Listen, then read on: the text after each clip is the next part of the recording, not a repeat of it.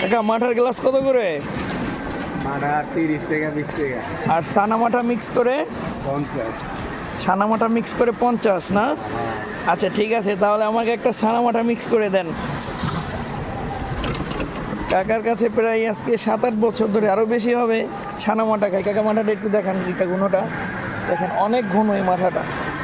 তো আলহামদুলিল্লাহ মোটামুটি খুবই ভালো। দেখেন কাকার ছানা মাঠা মিক্স, এটা খুবই ভালো লাগে।